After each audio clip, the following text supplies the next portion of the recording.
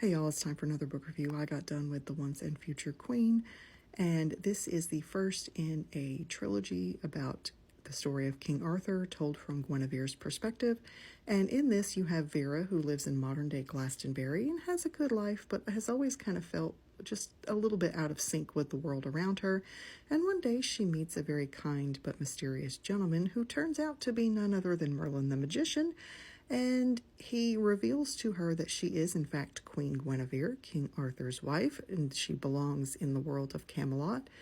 And Merlin sent her into the future in order to save her life and protect her from some of Arthur's enemies.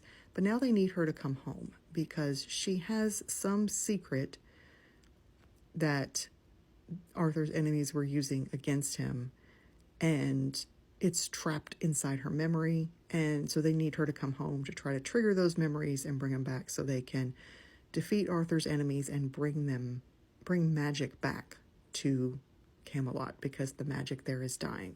So she agrees to go back and very quickly develops a great friendship with Lancelot that, as you can imagine, people misinterpret, which is, true to most of the stories of King Arthur. There's always something going on between Guinevere and Lancelot. And has a great relationship with Merlin, which I also liked.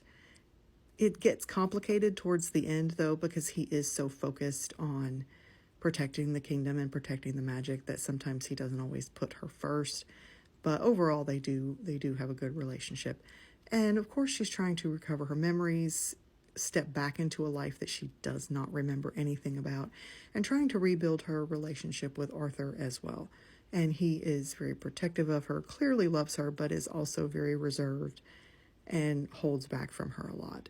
Overall, I like this story. I love stories of King Arthur, so I will almost always read one when it pops up. I have been disappointed quite a few times because there are a lot of stories out there about Arthur that are just not very good.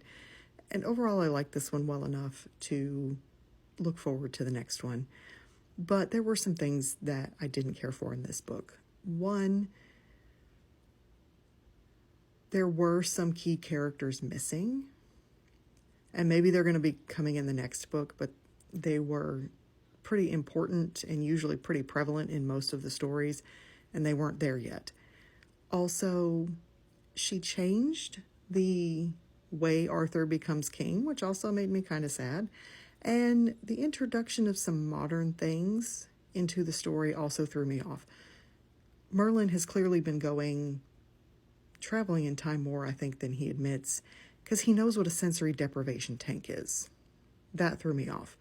Also, he brought some modern novels back for Vera to read. And so at one point we see her sitting with Arthur and reading The Hobbit. So King Arthur has read The Hobbit. That also kind of made me laugh, but it threw me off too. But the big one that bothered me was the fact that she introduced Arthur and his knights to poker, specifically Texas Hold'em. And she introduced some other games as well, like rock, paper, scissors. That one didn't bother me as much as the poker one did. And the implication that comes up that the round table is going to be inspired by a poker table. That kind of bugged me too. Overall, though, like I said, I did like this one, and I will look forward to the next one.